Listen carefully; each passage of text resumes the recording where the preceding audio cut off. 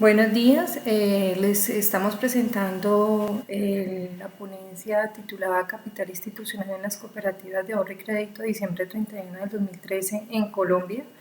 Nosotras pertenecemos a la Universidad Libre, somos docentes de la Universidad Libre de Cali, Colombia.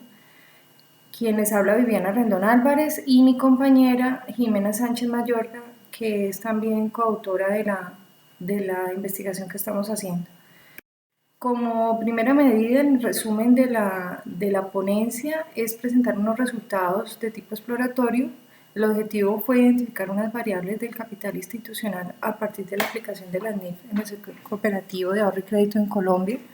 Se incorpora un análisis a 181 entidades que fueron objeto del estudio y esta información se recolectó con base a una superintendencia que en Colombia vigila a todas las cooperativas, que es la Superintendencia de la Economía Solidaria. El contenido temático de la presentación, vamos a indicarles un poco acerca del sector de economía solidaria en Colombia. Dentro de ese sector están las cooperativas y lógicamente pues hay unas subcooperativas que serían las del sector de aporte y crédito. Posteriormente les hablaremos de los principios cooperativos, pues que son del orden internacional, y el efecto principal de lo que tiene que ver el capital institucional en estas empresas. Las entidades de economía solidaria en Colombia básicamente están compuestas por las fundaciones, asociaciones, corporaciones, las empresas asociativas de trabajo, están las entidades de naturaleza cooperativa que las tenemos resaltadas, y hay otras formas asociativas de trabajo. Dentro de ellas se encuentran los fondos de empleados, las asociaciones mutuales, entre otras. Básicamente, pues como se puede observar, pues muchas de estas entidades lógicamente captan recursos para apoyar a la comunidad, buscar la mejora de todas las personas. En Colombia las fundaciones, asociaciones y corporaciones no están vigiladas por ninguna superintendencia, ellas se registran ante un organismo que es la Cámara de Comercio. Entonces son entidades que no tienen supervisión. De las que aparecen resaltadas, que son las entidades de naturaleza cooperativa, sí reportan directamente a la Superintendencia de la Economía Solidaria, como ya les comentaba. Las empresas asociativas de trabajo también están vigiladas, y los fondos de empleados dentro de otras formas asociativas se encuentran vigilados por la misma superintendencia. Ya pasando puntualmente a las entidades cooperativas en Colombia, clasificamos tres formas de ver su clasificación. Una de ellas es el objeto. En el objeto podemos plantear de que se clasifican por las especializadas, las integrales, las multiactivas. Las especializadas, por ejemplo, serían las que se dediquen a la actividad financiera, las que capten recursos del público y que a su vez los coloquen en créditos. En Colombia están las cooperativas de ahorro y crédito y las financieras. Las financieras son vigiladas por una superintendencia que vigila los bancos, las entidades financieras en Colombia, o sea que son de un alcance, digamos, de supervisión mayor, dado que ellos reciben recursos, pueden captar recursos de terceros, no necesariamente asociados. Y están otro ejemplo especializadas serían las cooperativas dedicadas al tema del transporte. En Colombia hay bastantes de ellas que están dentro de ese grupo especializadas. Dentro de otro de las clasificaciones están las cooperativas integrales, que se dedican, a atender sectores como tal. Hay cooperativas dedicadas al tema del sector agropecuario, el café, sobre todo pues en esta región que hay bastante. Están las cooperativas multiactivas, que son cooperativas que tienen varias actividades, están dedicadas al tema del crédito, pero también se dedican a la parte comercial. Otra forma de ver su clasificación es dependiendo del criterio de entidad. Por ejemplo, a través de usuarios o los servicios, o las cooperativas de trabajo asociado, que estas, son la base del cooperativismo a nivel mundial, pero pues que en Colombia han tenido un tema coyuntural porque fueron mal utilizadas, creyendo que a través de estas cooperativas podrían hacer una tercerización del trabajo, dejando de tener gente vinculada a las empresas porque tenían unos beneficios si las vinculaban a través de CTAs, pero en todo momento se configuraba un elemento contractual laboral. Y por grado de integración hay tres niveles, está el primer grado, segundo grado y tercer grado. El primer grado se ubican entidades cuyo nivel de activos sea considerable, o sea, ahí hay entidades donde lógicamente su nivel de reporte es más periódico. Estas deben de reportar mensualmente algunos formatos. Las de segundo grado reportan cada 3 meses a la Superintendencia de la Economía Solidaria y las de tercer grado reportan semestralmente. Las cooperativas de ahorro y crédito que nos ocupan pues en esta ponencia están vinculadas al grado de integración del primero. Para definir cooperativas, tenemos en cuenta que es una asociación autónoma de personas que se unen voluntariamente para hacer frente a unas necesidades y aspiraciones económicas, sociales y culturales que son comunes por medio de una empresa de propiedad conjunta democráticamente controlada. Eso está considerado en la Alianza Cooperativa Internacional para las Américas Asia, es una definición que tomamos de allí.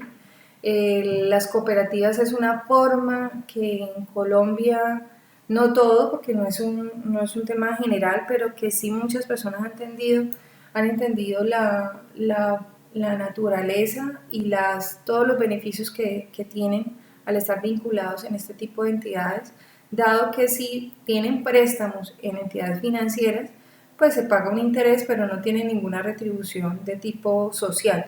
Mientras si están vinculadas a una cooperativa de ahorro y crédito o cualquier clase de cooperativa, pueden percibir un beneficio a través de todos los fondos sociales, generando auxilios económicos, auxilios de salud, de recreación, bueno, cantidad de beneficios para el asociado y para su familia. Los principios cooperativos, pues tenemos estos principios. El primer principio es el ingreso libre voluntario. En cualquier momento la persona puede vincularse y se puede retirar de la cooperativa. Pues esto tiene un inconveniente y es el tema, digamos, a futuro de las organizaciones, dado que tanto el ingreso y el retiro es voluntario, o sea que se ve constantemente que entran asociados y se retiran asociados. Lo que hay que buscar en estas entidades es tratar de mantener los asociados para que, digamos, tengan un sentido de pertenencia con la organización y se mantengan en ella. La gestión democrática, dada el alcance donde toda persona puede participar independientemente del monto que tengan sus aportes, entonces por cada asociado es un voto, entonces da la posibilidad pues que todo el mundo tenga acceso a la toma de decisiones de la entidad. Participación económica en los mismos auxilios económicos generados por los excedentes que tengan las entidades. Autonomía e independencia, pues genera un tema de independencia a nivel de que son muchos asociados que, digamos, están participando de esta forma organizacional y que, digamos, que les va a ayudar individualmente a generar unas mejoras, a poder emprender incluso proyectos que tienen individuales, pero que muchas veces no cuentan con el apoyo. En educación, formación e información hay un efecto y es que nosotros en el sector solidario somos muy pendientes de la educación cooperativa y no solamente de la cooperativa, sino que tratamos de educar bastante a nuestros asociados, pues recursos que son tomados de los fondos sociales. Debe haber una cooperación entre cooperativas. En Colombia hay varias asociaciones, hay varias agremiaciones que tratan de promover y de fomentar que las cooperativas estén unidas y que sirvan el efecto de la toma pública, de la toma de decisiones de política pública. En Colombia está Confeco, que es la cooperativa, la Federación Nacional de Cooperativas en Colombia, y a su vez tiene capítulos por cada uno de las regiones, de los departamentos, para, dijéramos, tratar de hacer integración también a nivel regional. y el interés por la comunidad, pues en la medida en que nos vinculemos, en la medida en que podamos contribuir muchas personas, pues estamos apoyando a la comunidad. En Colombia estamos en este momento pasando por un efecto, y es un efecto de una ley que salió en el año 2009, es la ley 1314, la cual obliga a las empresas en Colombia a aplicar las normas internacionales de información financiera, que tiene que ver con las normas de contabilidad. El sector cooperativo no es ajeno a esto, está obligado a aplicar las normas. Para el caso, dijéramos, de lo que hizo el gobierno colombiano, clasificó 3 grupos. En el grupo 1 están aplicando las NIP plenas. Si ustedes ven, se le eliminó no aparecen normas internacionales de información financiera en los recuadros, sino que aparecen normas de información financiera, debido a que Colombia ya aplica, dejan de ser internacionales y son aplicadas en Colombia a través de unos decretos. Está el grupo 2, en el grupo 2 aparecen las NIP para pymes. Estas NIP para pymes, digamos, desde el mismo contexto internacional, ambas normas, tanto las plenas como las pymes, son emitidas por el IASB. Colombia es uno de los casos bien especiales porque entró a hacer aplicación de forma inmediata de todas las normas. Hay otros casos, ejemplo México solamente aplicó las NIP plenas, las pymes no las aplican. Y Colombia tenemos un tercer grupo donde está la contabilidad simplificada para aquellas empresas que no están en grupo 1 y grupo 2.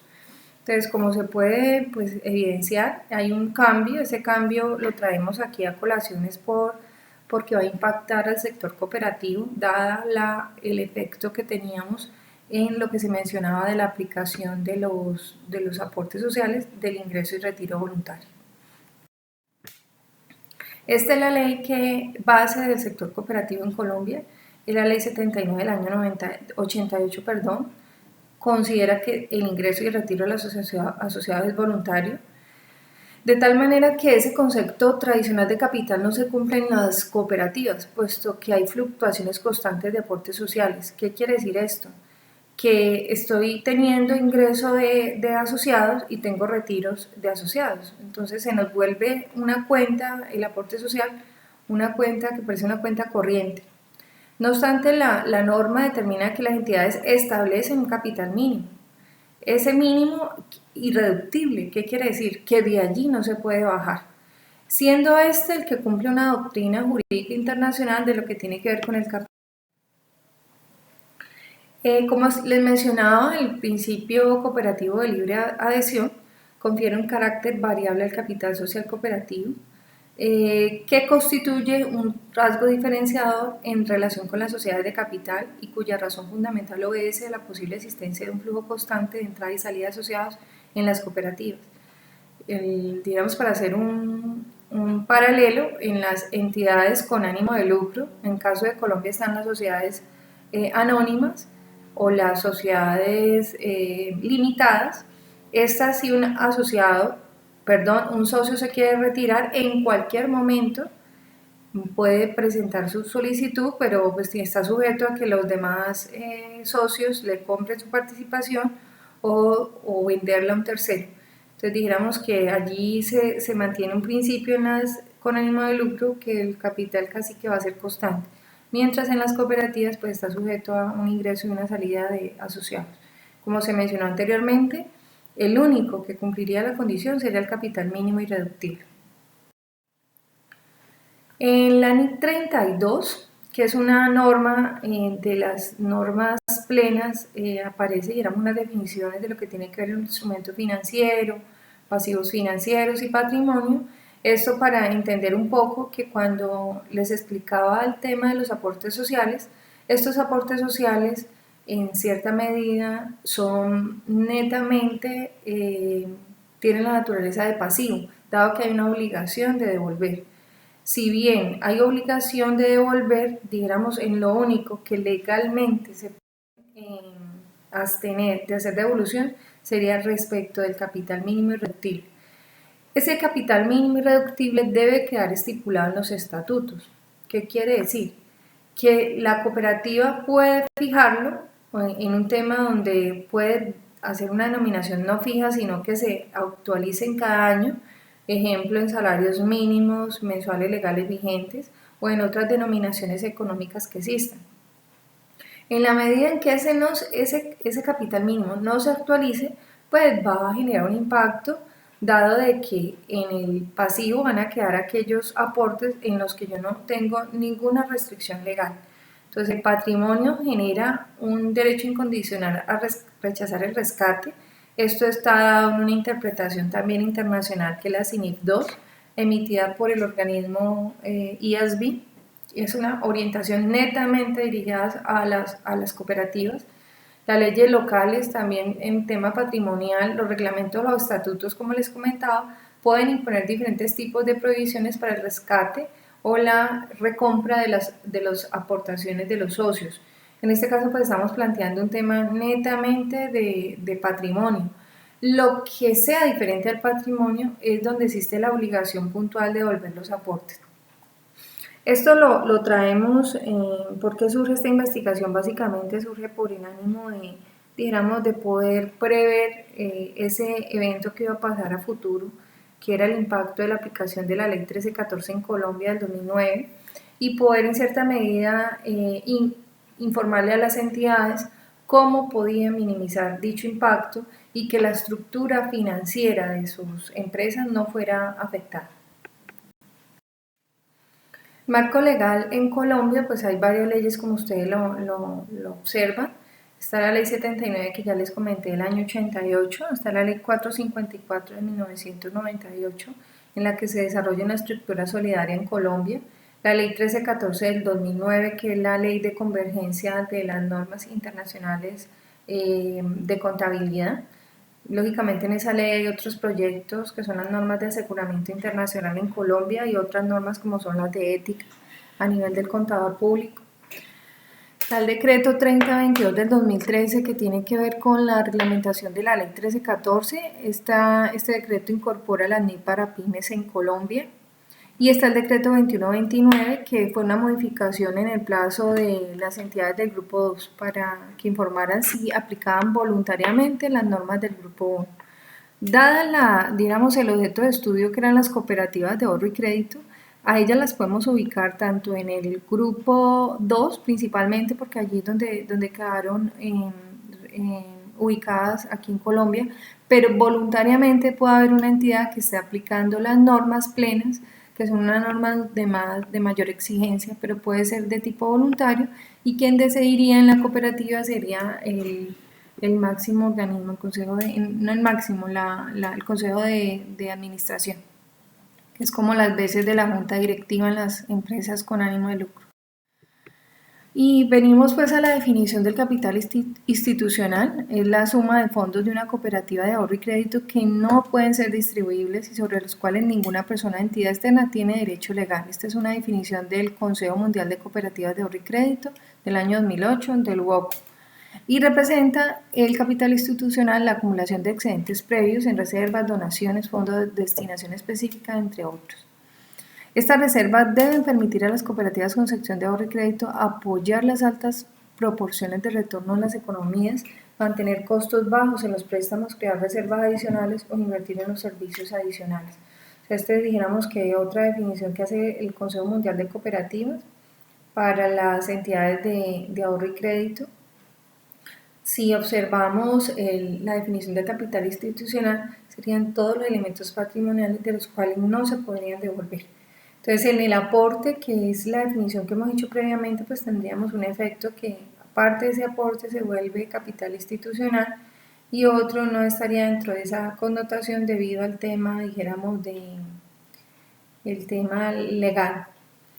Si las cooperativas aumentan y, dijéramos, pueden mantener un buen nivel de capital institucional, pues en esa misma medida van a retornar económicamente a todos sus asociados, pueden tener la posibilidad de tener capital de trabajo, de poder tener un dinero como colocarlo en créditos y así obtener ingresos provenientes de los intereses de los préstamos. Fuera de eso se pretende un poco que también cuando están los excedentes es que las cooperativas no todo lo generen en beneficio de auxilios en asociados, sino que traten de mantener unas reservas que son adicionales. En Colombia la ley de 79 determina que cuando se van a repartir excedentes, estos excedentes del 50%, 20 se quedan para una reserva de capital, el otro 20 están en un fondo de educación y un 10% queda en fondo de solidaridad, quedando un 50% restante en cabeza de la cooperativa como quiere hacer la distribución.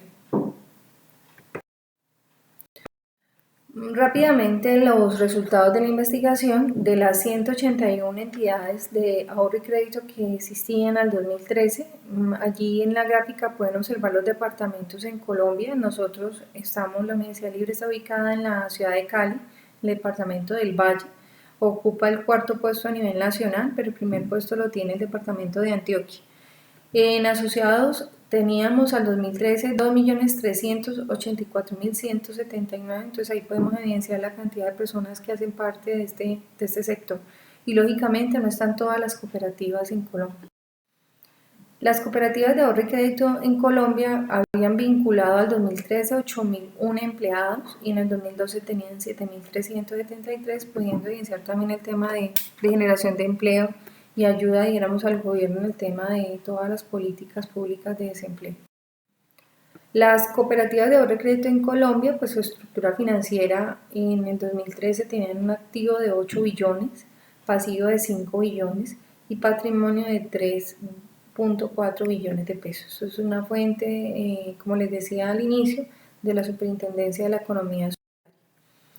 La composición del patrimonio. Ya puntualmente cuando queremos analizar el capital institucional observamos que está compuesto de capital social, que es donde están los aportes sociales, por 2 billones, 2.1 billones, reservas por 776 mil millones, fondos de destinación específica 127 mil millones, superávit de 183 mil millones, resultados del ejercicio 193 mil millones, y resultados de ejercicios anteriores, en el efecto de algunas entidades, traen una pérdida de 3.658 millones. Si bien estas cuentas que ustedes observan es netamente las cuentas que conforman el patrimonio de las cooperativas.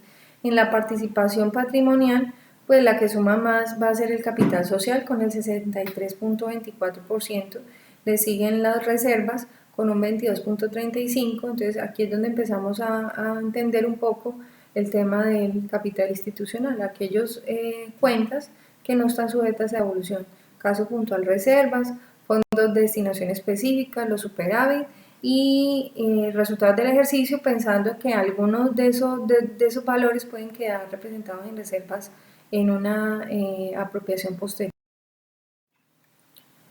El efecto que analizábamos en esa ley de convergencia a las normas internacionales de información financiera en Colombia era que las cooperativas solo patrimonio sería el tema del capital mínimo irreductible.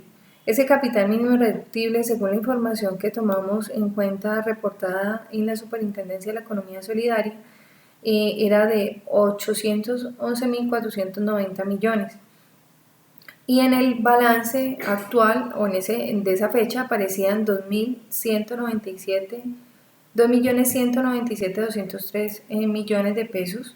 Dado, digamos, el efecto de la aplicación de la NIF, como se puede observar, es que solamente pasa a ser patrimonio de esos aportes, solamente, como les comentaba, el capital mínimo irreductible, que es de 811.000 millones.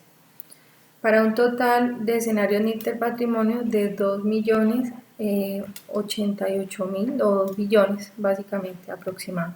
En el NIF y en Colgap el 3.4 billones. Entonces podemos ver el efecto tan enorme que iba a tener esta norma en Colombia. Hoy en día estas empresas están haciendo una aplicación, digamos, están en el año obligatorio, entonces muchas tomaron en cuenta todas las recomendaciones para mitigar un poco dicho. Y la estructura financiera, en las gráficas se ve el activo, el pasivo del patrimonio. Si ustedes observan, el efecto es que el pasivo bajo NIF va a estar más alto y el patrimonio va a disminuirse, dado el caso que los comentamos durante la presentación. Conclusiones. La importancia del sector de la economía solidaria en Colombia y del subsector cooperativo de recrédito permite distribuir los excedentes entre todos sus asociados, apoyando, como se les mencionaba, a la comunidad. La importancia de fortalecer el capital institucional de las cooperativas a fin de que la implementación de estas NIF no tenga un impacto significativo en la presentación de los estados financieros, principalmente en el patrimonio de las entidades objeto de estudio. Estas entidades deben definir con claridad y con una constante, digamos, revisión el establecimiento del capital mínimo irreductible que permita conservar y mantener dichas organizaciones y que perduren en el tiempo, buscando tener actualizados siempre los estatutos para que dichas entidades se mantengan y sean unas organizaciones, digamos, que se sostengan en el tiempo.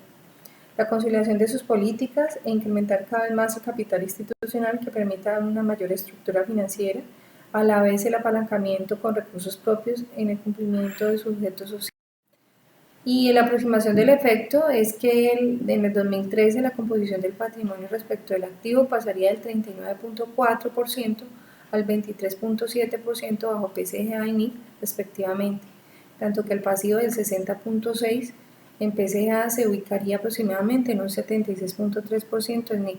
Se menciona el término PCGA para referirse a lo que hay hoy en día. Las entidades cooperativas deben consolidar unas políticas claras que fortalezcan el capital institucional al incrementar el capital mínimo irreductible y las reservas, presentando así una mayor estructura financiera. Muchas gracias. Esperamos que haya sido compartido dicho conocimiento. Sabemos que en México hay cooperativas y pues este es un poco el caso nuestro, el caso de Colombia. Muchas gracias.